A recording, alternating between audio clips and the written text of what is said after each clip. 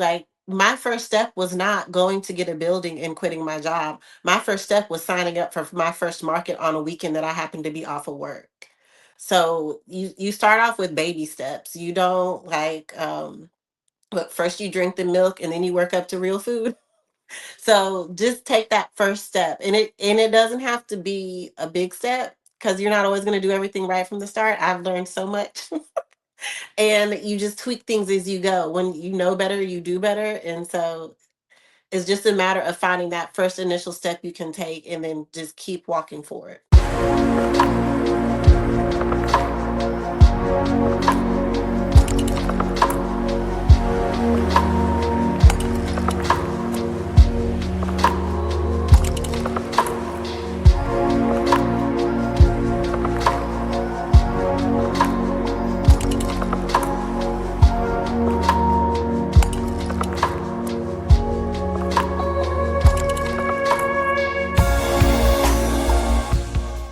Hey y'all, welcome to our Purpose Pep Talk. We are so overdue for a talk. We are so overdue. As you know, I love to come on here and share with you from my heart thoughts around purpose, prayer, and how we can be more of who God created us to be. It's my opportunity also to sit down and talk with people who I admire, who I'm interested in learning more about their story, people who I feel inspired by, and who I believe will inspire you with their story. And so today we are having a pep talk with Aftan Mitchell. She is the owner of Geri's Place as well as Afghans by Aftan. And Aftan and I actually met in undergrad at the University of Georgia, and we both pursued professions and evolved into business owners. And so I just knew that there was really something there with Aftan's story that would resonate with our audience. I saw her post online about opening Geri's Place, how she named Geri's Place after her grandmother, and just the significance of that.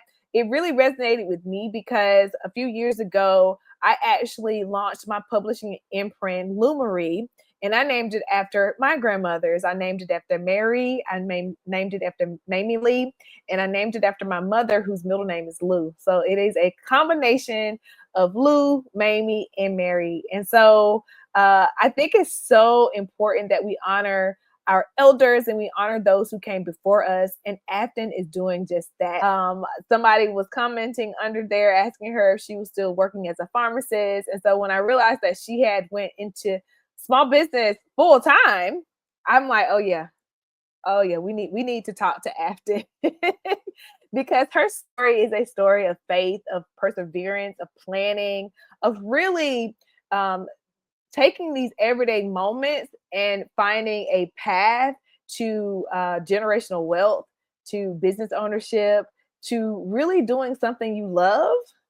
I know that's cliche, and there's still people who would like to act like that's not possible, but it is possible to do work that you love and to do work that matters and really has a positive impact, not only as you as an individual, but as on a part of the community. Like you can actually build community through the work that you do. And that's exactly what Afton is doing. She's located in Jackson, Mississippi. So if you are a Mississippian, you have closer access to visiting Geri's Place where she hosts workshops. But if you're not in Jackson, you can still stop by Afghans by Afton. I will put the information in the description where you can purchase some of her products, whether it is a crocheted infinity scarf or just cute little gift items. I know I got some earrings from her. And so I just know that not only will you enjoy supporting Afton, but you will enjoy this conversation that we're going to have because she has gone on a journey of, again, working as a pharmacist, moving to having crocheting as a side hustle, and eventually to opening it as a full-time business. And that is a scary journey for many of us to think about pursuing. But her approach has so many lessons in it for me as well as for you. And so I can't wait for you to join in on this pep talk. Welcome, Afton, to our Purpose Pep Talk. Thank you for having me. So, y'all, as I mentioned in the introduction, I met Afton when I was much younger. We were both much younger. Much much younger, but we still look pretty young. So that's saying something. So we met in undergrad at the University of Georgia. And so I've just followed her journey. And when I saw her post recently about her business, I said to myself, I have to have her on the show. I have to share her story because I know it's inspiring to me. And I know it will be inspiring to some of you all. And so I guess we're going to just jump right into the conversation because I know we don't have a lot of time and there's so much that I want to ask and cover. And so, first of all, I guess I'm curious to know when you think about what you're doing or even just your journey, what does the word purpose mean to you? Oh, wow. So I guess I need to take it back a little bit. Because when I learned to crochet, it was from my grandma when I was 3. And my business pretty much centers around me crocheting. And so I felt that for me, my purpose is in a way continuing her legacy because she's no longer here. And last year I opened up my craft studio and I named it after her. Geri's place is after Geraldine. And I just now my main goal is to like spread joy and peace through crafting.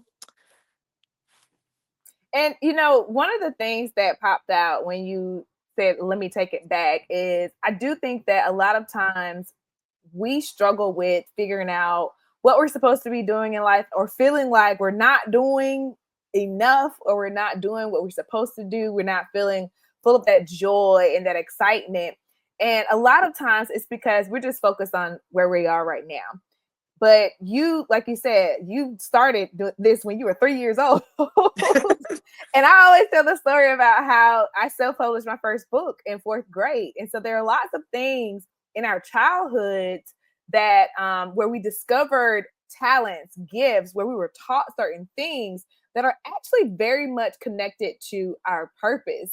But when the older we get, a lot of times we have this expectation coming from the world or coming from adults that, oh, well, you need to be responsible. And so Yeah. I know for me, wanting to be a writer did not sound exciting to my parents. They were like, okay, I need you to get a job. So I'm also curious about, what that journey that led you to the University of Georgia. I mean, you are a successful pharmacist as well, which is a very demanding career path, not just a job, but just that path to getting into pharmacy school and getting an established career. So what part of you made you want to pursue pharmacy? So I actually, when I came to UGA, I came in as a Latin major. I was going to be a Latin teacher because I was so inspired by one of my high school teachers. I wanted to be just like her. And much like people looked kind of sideways about your writing career, I also got that sideways look about, teachers don't really make that much money. So I had a summer job at a pharmacy. Shout out to Eckerd Drugs. I don't know if anybody remembers them. And that particular summer, they didn't have any hours in the front of the store where I was used to working. So they placed me in the pharmacy and I kind of fell in love with it. And so that's what made me switch my major over to just biology. And then I later went to pharmacy school. And yeah, it was about having a good career that would make me a good living. But And as you said, it's a very demanding and stressful job. And so I'd find myself at home crocheting to relax. And then I was spending too much money on it. And I was like, well, what can I do with this? And I started trying to sell stuff on the side. And here I am now. I mean, but it is interesting how it's not like you stumbled into it, but it's like these different opportunities presented themselves either out of you wanting to make a little bit more money or even the job becoming super stressful and you turning to crafting as a form of you know nourishment and relaxation and all those different things. And so um, I guess for the people who are listening or watching, you have to pay attention to those little details. So often when we talk about purpose, we feel like it's this big aha moment, but your purpose may be found in the things that stress you out the most.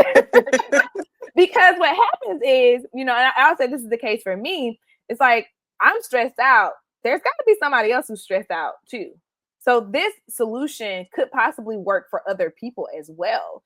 And so I remember when you first started your side hustle of selling. I still got my pair of earrings. I didn't put them in because I didn't want it to cling with the I'll put mine in. Okay, there we go. So I didn't put them in, but I remember you selling the earrings and all of the different items, and so it. I won't say it surprised me, but I didn't really know a lot about crocheting. Like, you were the first person that I knew that was super passionate about it, and so it seemed like this beautiful intergenerational thing that got passed down. And so I guess, could you talk a little bit more about that, just as a from your family and just your living experience of learning how to crochet?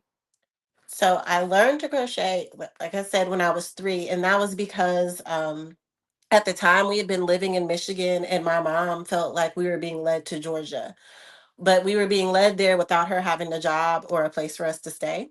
So I ended up at my grandma's house while she went to go find a job and get settled. And so it was during that time that apparently I begged my grandma to teach me. And since then, I've had 2 more cousins who have learned to crochet. And yeah, it's a family thing. Like, my grandma was into all sorts of crafting. Like, she sewed clothes for my mom and her siblings growing up. She did macrame. She did everything. I wish I would have learned more crafts from her than I did, but I'm happy to have crocheting because that keeps me connected to her. Oh man, that's so awesome. I mean, when you think about just family legacy and history, I would say, particularly in my family or many families, I would say, passing down things like quilts and little items, that is a way to treasure just that family record and that family history. However, I do feel like sometimes people look at things like that and they're like, well, I'm not creative. I don't know how to do that. I think about events like where we do like painting or like the paint and sip type events. And I know I'm a creative person, but I'm also, for me, painting is an opportunity for me to actually mess up and not get everything perfect. And so I find that freeing. But I also find that some of the people who attend events like that or experience things like that, they want it to be right. It's almost like they don't know how to relax and allow themselves that freedom of expression, creative expression. And so I am curious, because I know Geri's Place offers a lot of awesome crafting and creative activities. How can we inspire people to discover their inner creator? So with all the activities that I offer here, I do try to focus on. I don't want to say simpler crafts. I just can't think of the correct word to use, but I like to focus on crafts that by the end of, Accessible. yes, accessible, that's it. Because I want somebody to be able to go home with a finished product at the end of class and have that sense of accomplishment that I made it. I do still do crochet lessons, but those are over time. And I recently had a friend who I have a weekly craft night, and she'd been coming and just bringing her coloring book because she told me she wasn't crafty, but she still wanted to come hang out. So one week she bought the crochet kit, and we've been practicing crocheting, and it was a struggle because she wanted everything to be perfect. No matter how much I said, this is just your first time doing this, you're learning, like, we're not going to start off perfect. It was a mental block for her, but we worked through it. We just kept doing it, and she finished her first little project, and now she's looking up patterns so she can start her next project. Oh man, that is so awesome. Y'all, it's a journey. Like, Yes. it everything in life, even the things that you are naturally gifted at, right? Um, it's a journey of getting better and better over time. And I do feel like this world, and especially here in America, where we have this very productivity focused work ethic, where everything is go, go, go and be the very, very best, there's this expectation that you're going to start out making no mistakes. And in many ways, I feel like you miss out on discovering things about yourself and growing personally and professionally. So, for instance, just how do you respond to that mistake, right? Do you respond immediately in frustration? Do you respond immediately in anger? Do you respond with all this negative thinking of, oh, I never get anything right? I never know how to, like, these are opportunities to grow. Yeah. So when you enter into a craft studio, or you get to try something new, having fun, and like you said, having that joy, that's also practice. We need to practice having joy and being okay. Can you talk a little bit more about that and how important it is? Yeah, so I was a little nervous with opening up because crocheting, it's second nature to me now. Like, I don't Yeah. remember not knowing how to crochet. So, and I do remind all of my students of that as well. Like, I've been doing this forever. So, of course, I'm going to go a little faster, or so, it's going to come more naturally to me. But you can learn anything if you put forth the effort. But trying to find projects to do that were more accessible, for some reason, I don't feel like I'm a crafty person. Like, I know how to crochet, I'm good at that, but when it comes to other crafts, sometimes I too get a little hesitant about my abilities. And so having to work past that for myself makes it easier to talk other people through the process. Like, okay, this is our first time. We might make a mistake, but like Bob Ross used to say, it's just a happy little tree now. Or, and sometimes there's beauty in the mistakes, because depending on like the crochet project that you might be working on, like say you're making a top, or a sweater, if you make a mistake, just repeat that mistake every few rows, and now it's a part of the pattern.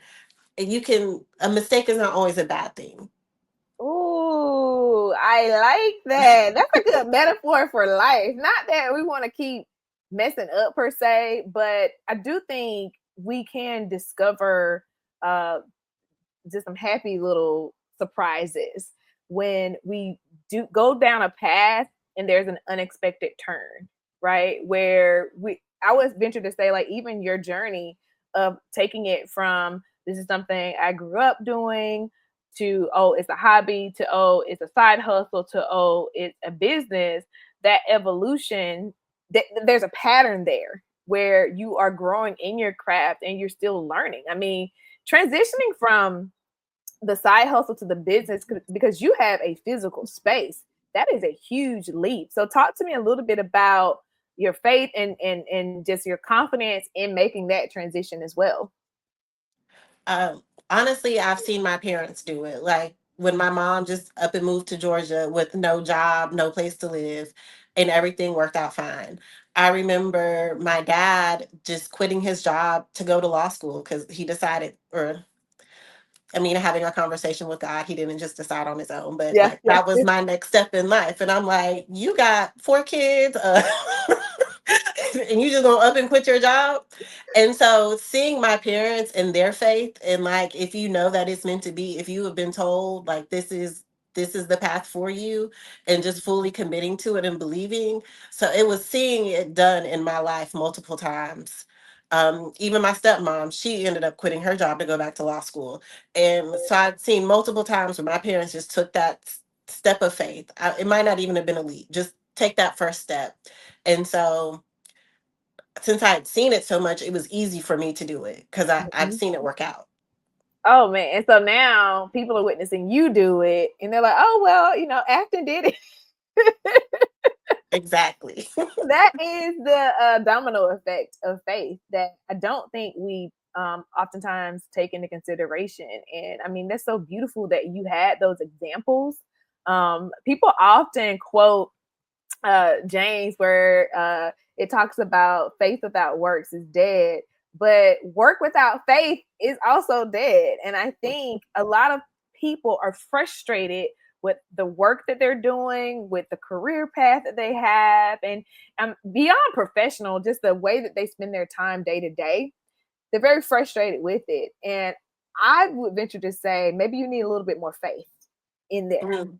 Maybe there is something that other people will look at you like you crazy, that is going to provide you with a level of fulfillment and satisfaction and purpose that you continue to discount or dismiss.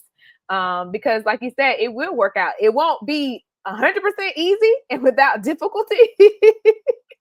But that's where the faith part definitely comes in. And so I am curious, how do you overcome some of those challenges, particularly, in the small business world? It is a big investment of time, effort, and money. A lot of times, I think people assume that entrepreneurs are just out here swimming in money. Even the ones that will boast about multi-million-dollar revenues on social media, y'all, they're not telling you about the expenses. They're just telling you the top number. They're not talking about what's left over after they subtract all of the expenses and all those other things. And so I am curious, what is sort of your go-to response when you come across or come up on one of those obstacles as a small business owner?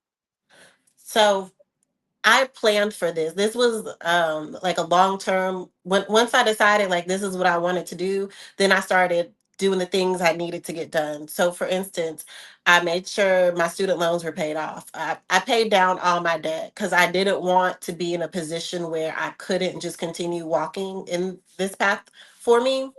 And then I stayed part time with my pharmacy job. So at any point in time, if things start to get too hard or I'm not sure how I'm going to make ends meet this month, like just from the business alone, I can always go pick up an extra shift or two to Mm-hmm. cover myself. And so having those backup plans in place, like not a backup plan as in I think I'm going to fail, but a backup plan like you've thought everything through Mm-hmm. and you have that security behind you knowing that like if I fall, that's what's going to catch me. I'm not just going to fall to the ground. I'm only going to fall a couple of steps and then I can keep going forward from there.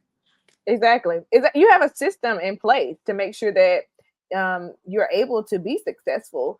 I always reference this passage in the Bible where Jesus he talks about you got to count the cost.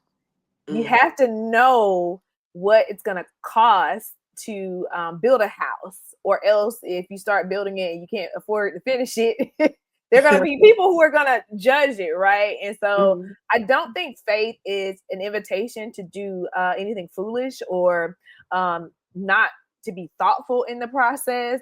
I feel like almost everybody I talked to, including myself, before I launched my business, I made sure my debt was paid down. I made sure I had some emergency money and just ways that I could get income if I needed to get income. Now there's still been some surprises along the way, but I feel like you when you have been the type of person to build relationships and just to build a reputation for being a good worker or somebody who shows up for other people, you can begin to rely on some of those relationships when times get tough. That's why community, y'all, is so important. And especially as you open up a business or you decide to pursue purpose, it's good to be in community with other people. Part of the, you know, my joy and my purpose for hosting conversations like this is because when you hear somebody like Afton talking or you hear me talking, you're like, oh wow, I've been there, I've gone through that, I've had those questions, and so it makes you feel like you're not alone in the journey. And so I would like to know what is next for Geri's Place. Like, do you have like this vision of it becoming this empire, or are you just taking it day by day? I'm curious to how you approach envisioning that future. Yes, I do. I so now I'm shifting more towards when I first started off, I was just like Afghans by Afton, just crocheting and selling the things that I made. And I also realized I can't maintain that. Like that, yes, I can be Mhm. successful at it, but like I can only crochet so fast. Right. And so There's I only can one Afton. So, so I can only there's always going to be that block. Like I can't grow past this point because I'm just one person. I mean, even if I well, for me, I like to be the person who made the thing. I want to sell the things that I made, not sell something somebody else made. So mhm. I'm limited by my own abilities and just time. So when I opened up the craft studio, Geri's Place, that was my way of being able to share with other people and teach. And so now my focus is becoming more on the class setting and being able to go and teach crafts and bring people joy that way. So like this summer at my church, we have a kids summer camp. I'm going to be going once a week to do a craft with the kids. And I'm so excited Mm. about that. And I'm hoping to grow that aspect of the business where I can host more classes for even if it's just birthday parties. Like have your kids do something fun and creative and they get to go home with a project and maybe a new skill. I love that. I love it because I don't know if our kids get to do uh, art and crafts as much like that in school. I mean, I know they have coloring and they may do like things with construction paper, but I do feel like And I'm not trying to diminish what your kids are doing, but I'm just saying I feel like something like this, like you said, there's something about creating something that uh, you can say I made that. And crocheting is uh, a lot of times you're producing something that's actually useful, like it gets used Yes. instead of perhaps the drawing that sits on the refrigerator. But the earrings that you wear, like I think about you every time I wear those earrings, or a blanket. I think about my grandma for with this specific blanket. So the work that you're able to create is attached to a person, and that's what I think is so beautiful about crocheting. That's what I think is so beautiful about again, just expressing ourselves creatively, because we're not just expressing ourselves. It's almost like we're telling a story about who we are as a people, who our family members were. And that's just something I think that we should hold on to as a society. I know our kids love our technology. I know they like to go fast, but I think we should offer them opportunities to slow down. We can't just assume that they're not interested in something like that. We can't just assume that they won't sit still and pay attention. I feel like you are gifted enough to teach it in a way that they will be engaged, and they'll be really interested in it. So I love that. Thanks. And I think it can also apply to some adults as well. Yeah. We really have to get better at learning how to relax and find joy. I know it's a stressful time for many people out there, and so now that crocheting is your business, how do you still find joy and relax? Is it still through crocheting, or have you found other ways to chill out?